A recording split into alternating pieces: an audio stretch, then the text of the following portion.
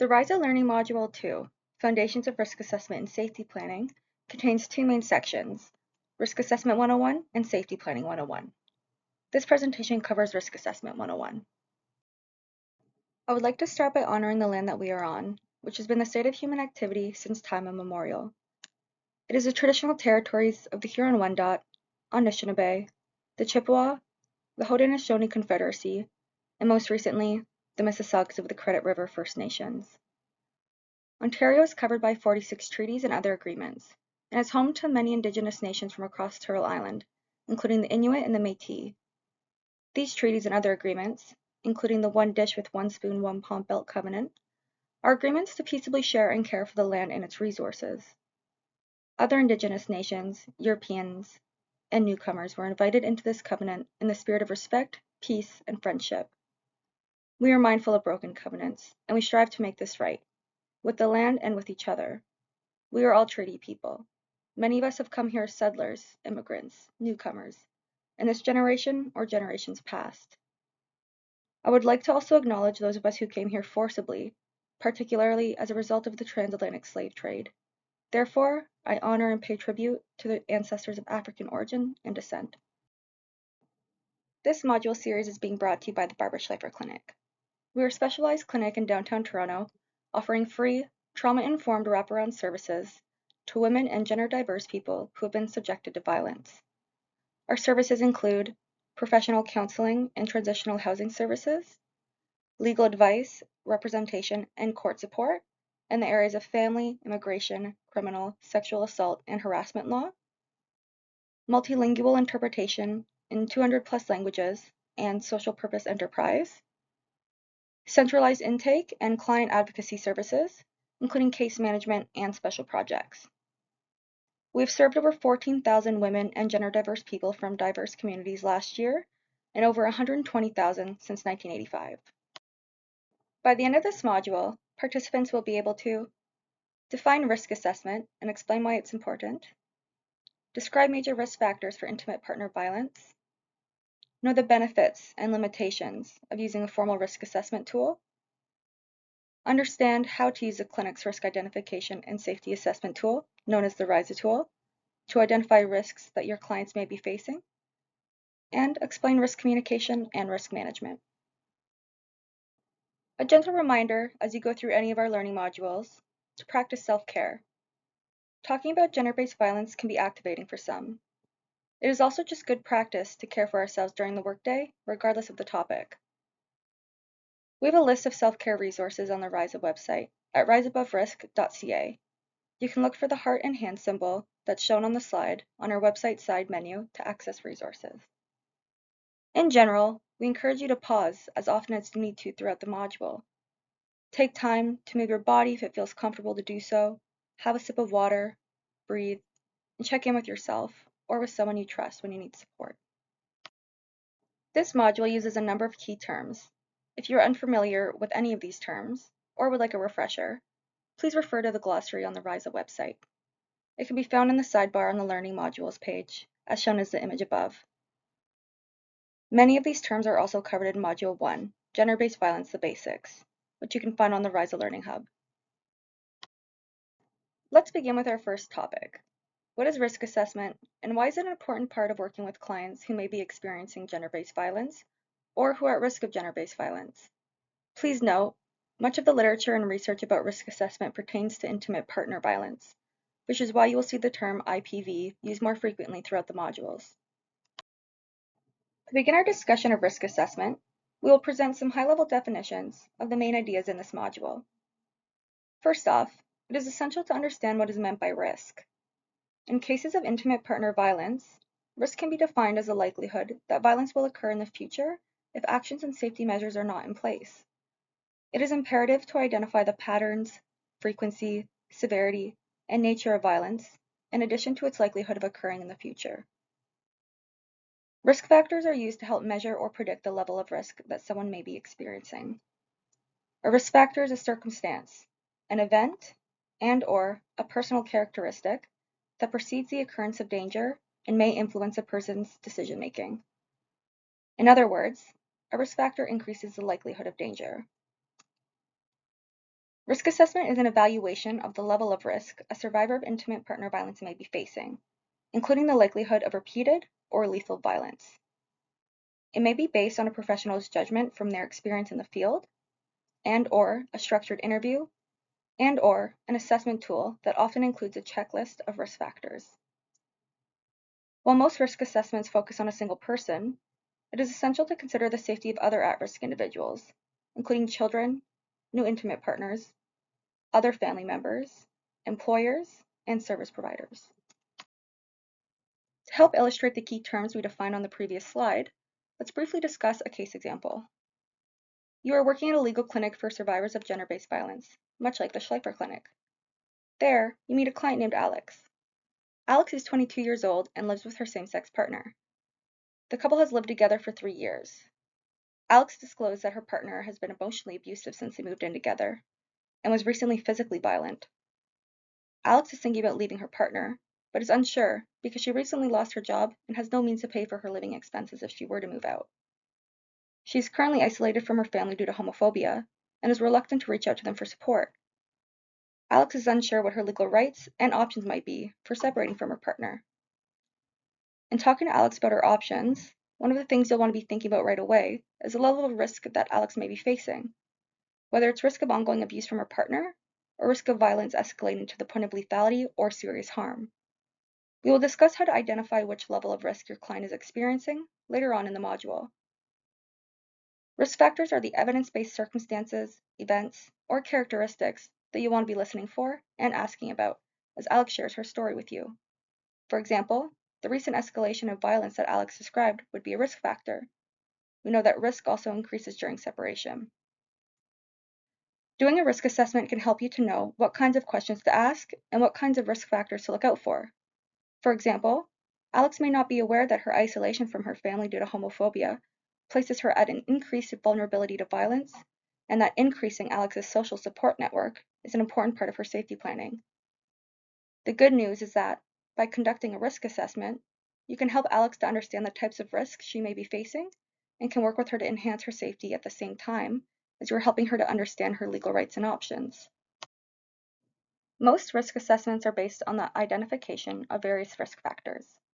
The Center for Research and Education on Violence Against Women and Children at Western University outlines that risk factors for intimate partner violence can be categorized as either dynamic, static, or victim-focused. Dynamic risk factors include personal circumstances and/or characteristics that are changing. As dynamic risk factors fluctuate, so does risk of intimate partner violence. An actual or pending separation, as well as age, are some examples of dynamic risk factors. It is important to note that dynamic risk factors can become static. For instance, being chronically unemployed is a static risk factor, whereas losing a job is dynamic. Risk must be assessed on an ongoing basis in order to allow service providers to monitor dynamic risk factors and be aware of any potential escalation of risk. Static factors are those that do not change and describe a past circumstance or personal characteristic that is permanent. For example, whether a perpetrator has a history of violence. Dynamic and static risk factors are largely focused on behavior of the person who caused harm.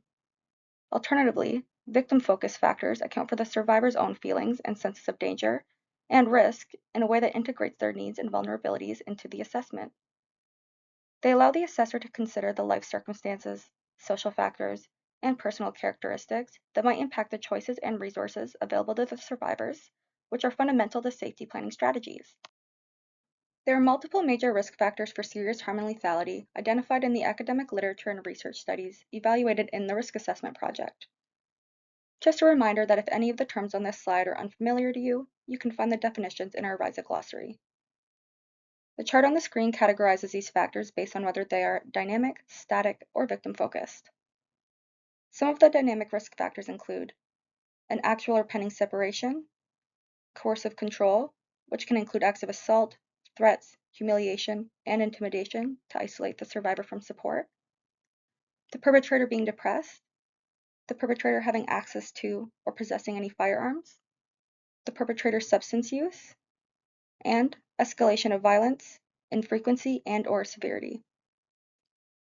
Some static factors include the perpetrator having a history of domestic violence, prior threats to kill and/or harm the survivor, prior forced sexual acts and/or assaults during sex, prior threats or assault with a weapon, and prior threats or attempts to commit suicide by the perpetrator.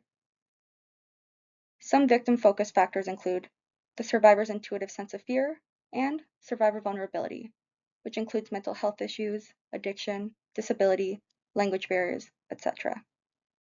This is often how it's worded in the research, but please keep in mind that survivor vulnerability encompasses multiple different factors, which are all important to acknowledge.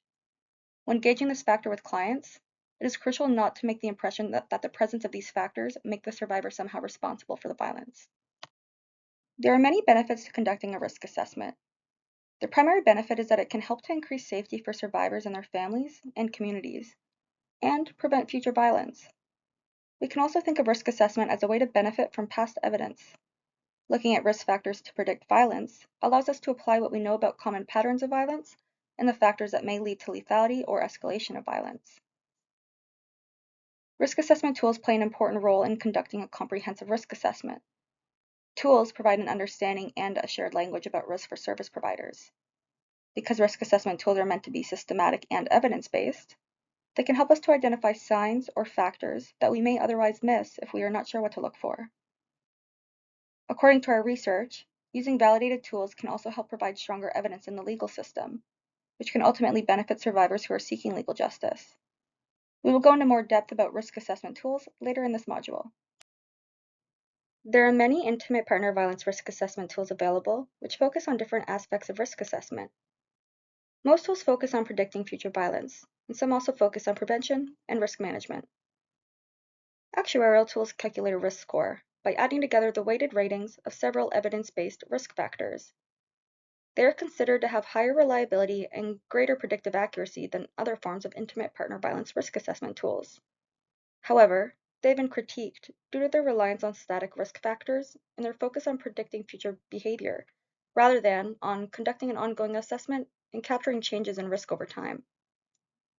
Structured professional judgment, or SPJ tools, take a more holistic approach to risk assessment by providing frameworks that help guide the conversation and allow service providers to identify a client's risk factors. SPJ tools focus more on dynamic risk factors and the prevention of intimate partner violence. Both SPJ and actuarial tools help ensure consistency, accuracy, and prevent personal bias during the risk assessment process. The majority of risk assessment tools relate to intimate partner violence. This slide lists the 4 most used intimate partner violence risk assessment tools in Canada based on a national survey with service providers. ODERA, SARA, and Be Safer are Canadian tools, and they were developed to be used by law enforcement, victim services, and mental health professionals. ODERA is an actuarial tool that assesses the risk of reassault against an intimate partner. The assessment is comprised of 13 risk factors identified through follow-up research of case files from the Ontario Provincial Police and municipal police records. The danger assessment is an actuarial tool originally developed for nurses in emergencies, but is now used in a variety of settings. It assesses for risk of lethality based on risk factors identified in the literature. It has a 20-item checklist of risk factors related to intimate partner homicide. cited is an SPJ tool that assesses the risk of future violence and lethality and helps in determining risk scenarios, risk formulation, and management plans. The latest version includes 24 risk factors in 3 domains: the nature of domestic violence, perpetrator risk factors, and victim vulnerability factors. It is translated into 10 languages and used in 15 countries. Be Safer is a condensed version of SARA. It assesses the risk of future violence and lethality and includes recommendations for risk management strategies. The RISA tool is an SPJ tool designed for any service provider working with a survivor of gender-based violence. The goal of the tool is to prevent future violence against survivors by developing individualized risk management strategies based on their risk factors. It is composed of a risk assessment questionnaire and customized safety and action plans. We will go into more details about the RISA tool's components and how to use a tool later in this module and in part 2. There is no one risk assessment tool that is best for the prediction and prevention of gender-based violence. The appropriate risk assessment tool to be used will largely depend upon the particular context of the situation, the characteristics of the offender and the survivor at risk, and the knowledge and experience of the assessor. Please feel free to pause here and check in with yourself before continuing with this module. You could take a deep breath, have a sip of water, or move your body if that feels right for you. If you would like any additional support or resources, please go to riseaboverisk.ca and look for the heart and hand symbol that's shown on the slide. During the National Risk Assessment Project, the clinic conducted extensive research on risk assessments in the form of literature reviews, consultations with service providers, and consultations with survivors of violence. This research allowed the clinic to identify risk factors related to intimate partner violence and gender-based violence, as well as understand more about risk assessment methods and tools and their limitations. This next section will discuss the research findings in more depth and how they are incorporated into the RISA tool. The clinic's research consisted of an extensive literature review, consultations with 597 service providers across Canada, consultations with 38 survivors of gender-based violence in Ontario using the clinic's consultation protocol, and the piloting of a risk identification and safety assessment tool with 220 service providers across Canada. You can find full details about the clinic's major research findings on our National Risk Assessment Project website. The website URL is shared on the slide and in the video description. There are research bulletins available in English and French, as well as literature reviews and a list of available tools locally and internationally.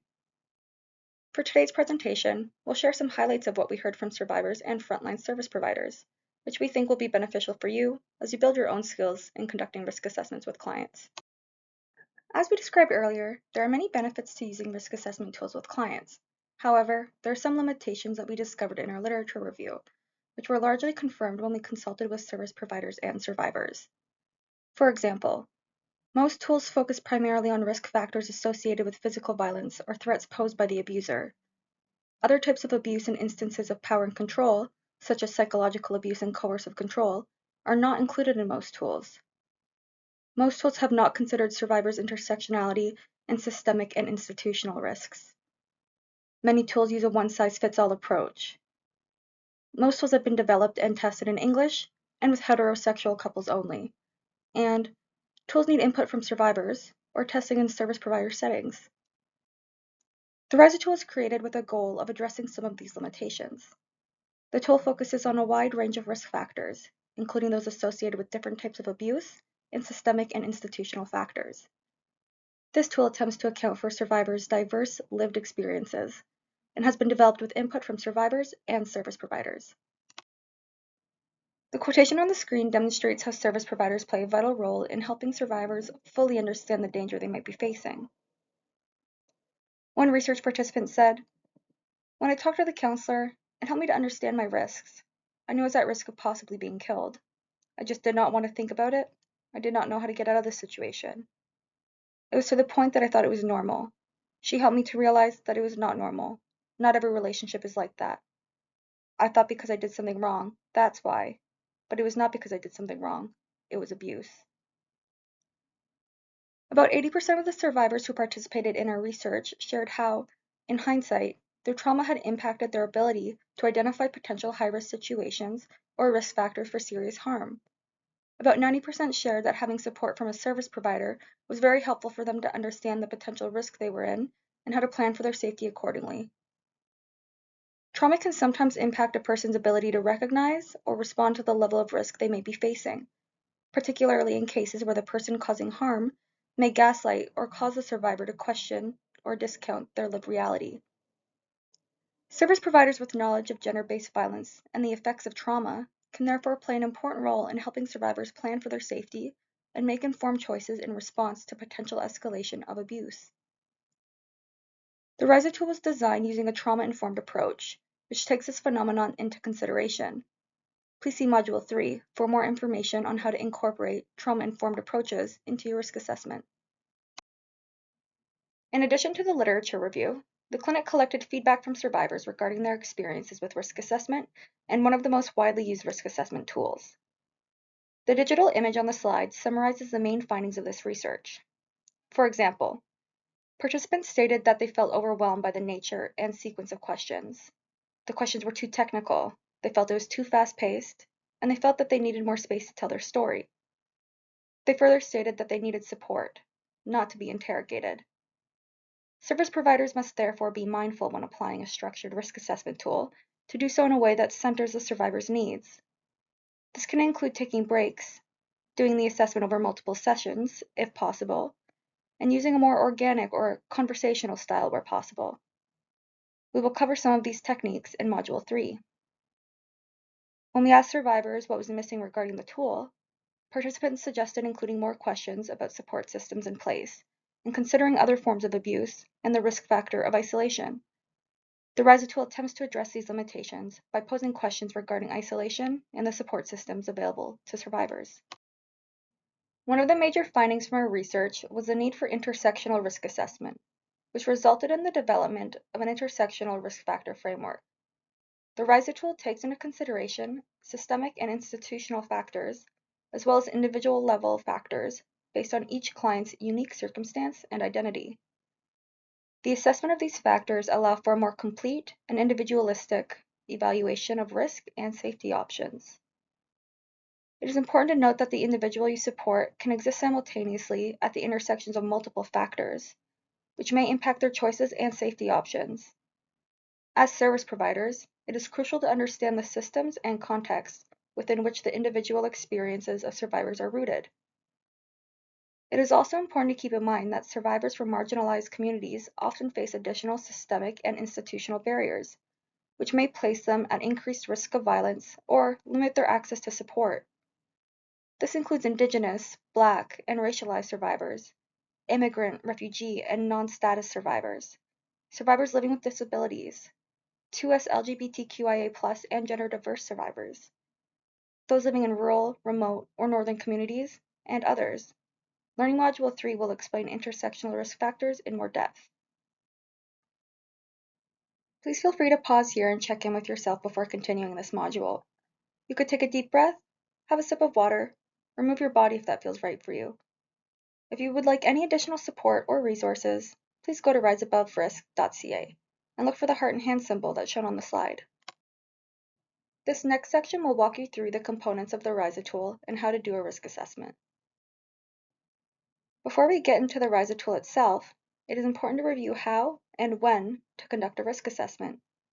An effective method of risk assessment involves combining your professional judgment and expertise, along with an SPJ or actuarial risk assessment tool, which will help you collect all of the relevant information.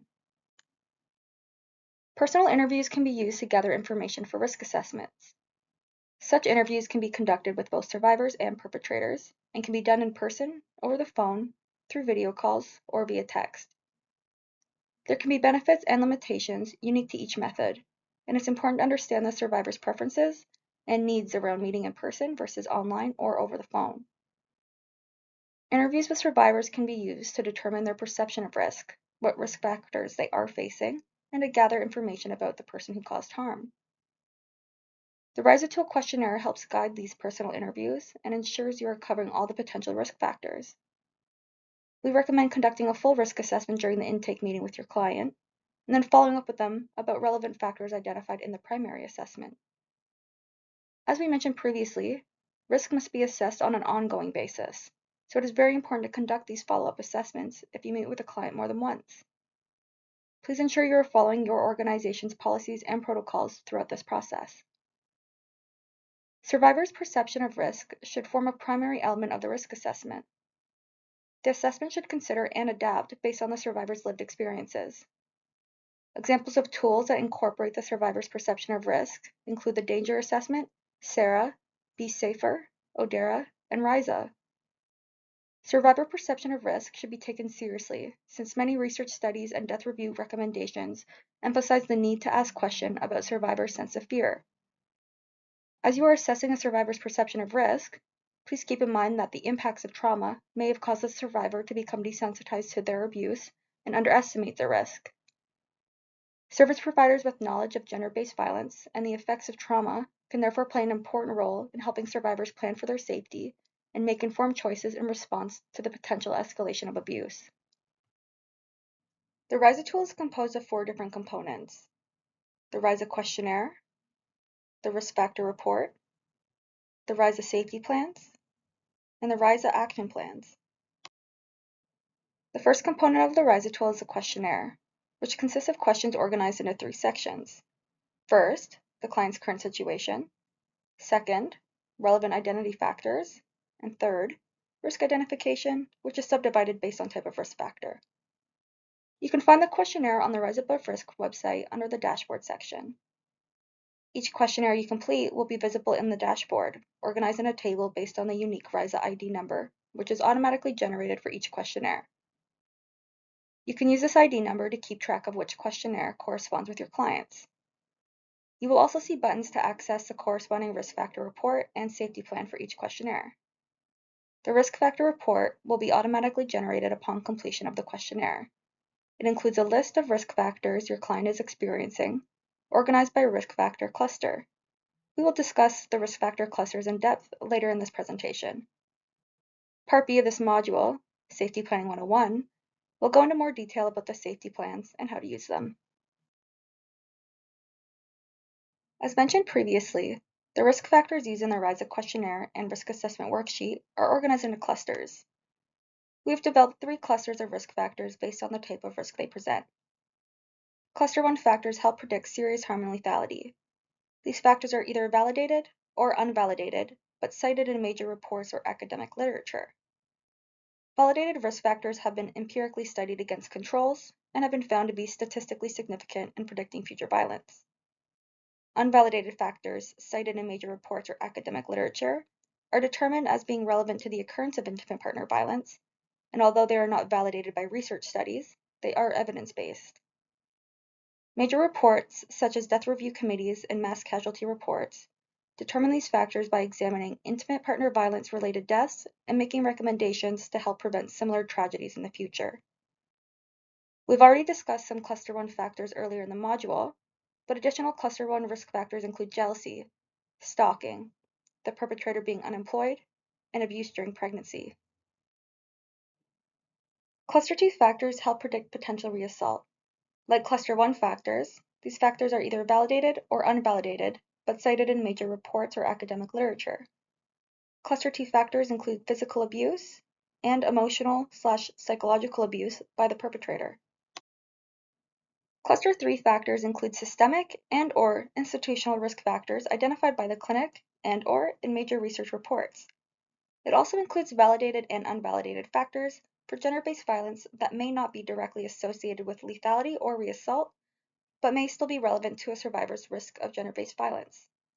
Some examples include the survivor's concern about police involvement, the survivor's concern about involvement of Child Protective Services, history of forced marriage in survivor's family, and the survivor being concerned that their family is planning to take them out of the country to marry someone. When you are ready to begin your risk assessment, click on the Start Assessment button on riseaboverisk.ca and you will be navigated to this page. Before starting the questionnaire, it is crucial to prepare your client for the process so they feel as comfortable as possible throughout the assessment. You should explain the main goal of the assessment and inform your client about the right to refuse to answer any question. You should also inform them of their rights to confidentiality and the limits of confidentiality if they were to disclose harm to children, minors, or dependents. We also encourage you to check in with your clients throughout the assessment and take breaks using the Self-Care Resources button on the right. It is also important for you to familiarize yourself with the questionnaire before conducting the risk assessment. It could be helpful to make a note of which questions might be activating for some clients and incorporate lots of breaks throughout those questions. Once you complete the questionnaire, use the worksheet to assess the level of risk your client may be facing. The last section will explain risk communication and risk management and why they are important. Once the risk assessment has been completed, it is essential that the service provider can effectively communicate the risks to the survivor. A survivor's understanding of their own risk is crucial to preventing future harm. In order for risk communication to be effective, service providers must use trauma-informed language. Guidance on risk communication is typically absent in risk assessment resources. However, the Ontario Association of Interval and Transition Houses, OAITH, provides guidance on best practices for risk communication.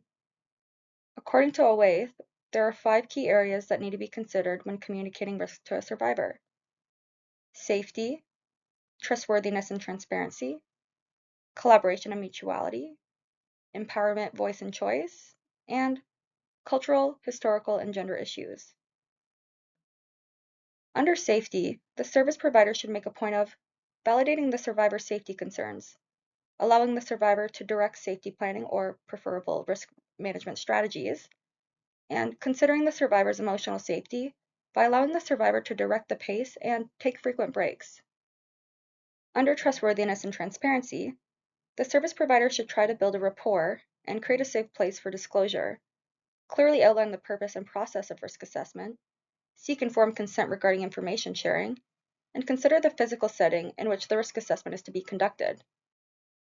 Under collaboration and mutuality, the service provider should develop processes that document risk and allow for information sharing with relevant stakeholders to reduce the risk of re-traumatizing the survivor.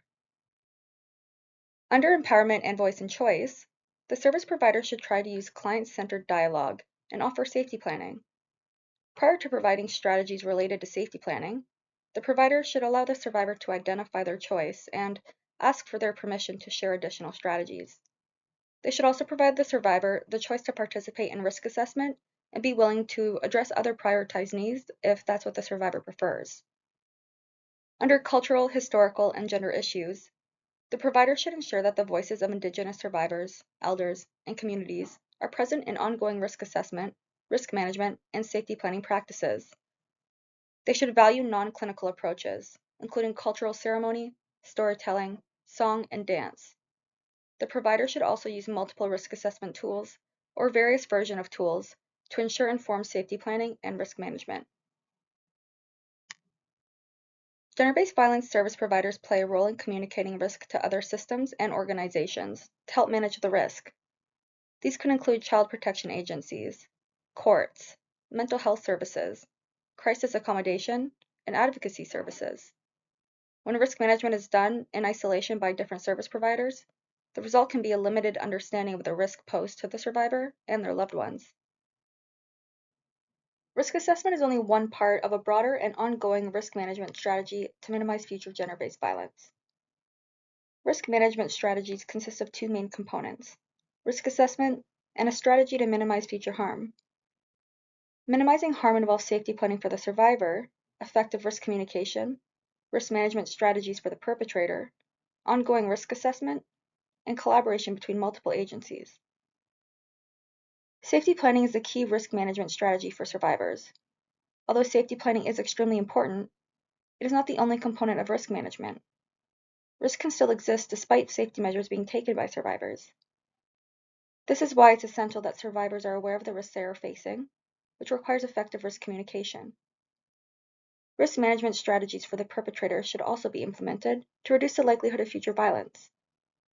We will discuss safety planning for survivors in depth in Part 2 of this module. Risk management strategies for the perpetrator can include monitoring, treatment, and supervision. Monitoring can involve things like electronic surveillance, drug testing, and face-to-face visits. Treatment can include life stabilization referrals such as legal help and income assistance, mental health support, and interventions. Supervision may encompass things like no contact orders and limits on location and activities. Risk management should be an ongoing and collaborative process. Risk is fluid and can change as time passes and as the survivor situation progresses. Therefore, it's essential that there are ongoing risk assessment and risk management, especially in high-risk cases. Multiple agencies responding to one situation are better at addressing multiple intersecting needs. Coordinated responses could include services such as specialist domestic violence services, women's groups, men's groups, police, lawyers, child protective services, culturally appropriate services, and health services. To wrap up Risk Assessment 101, Part 1 of Module 2, we will review some of the key takeaways from this module. Please keep these in mind as you use the RISA tool with clients.